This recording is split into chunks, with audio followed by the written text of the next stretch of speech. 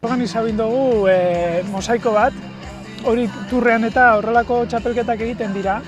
Herri bakoitzak proposatzen ditu horrelako irudi batzuk, askotan hori plano zenitalekin eta helikopteroekin eta kontatzen direnak. Eta gurea, kasu honetan, buelta bat eman diogu, ze gure duguna da umeak ere bertan egotea mugitzen. Izango litzateke mosaiko mugimendua daukan mosaiko bat, ez da estatikoa.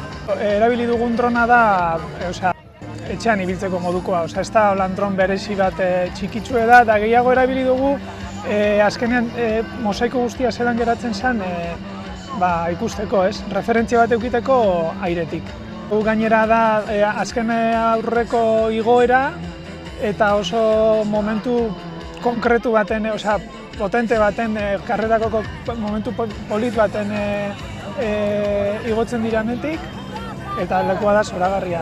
Ginkana bat egiteko eta Tour de Francia ikusteko.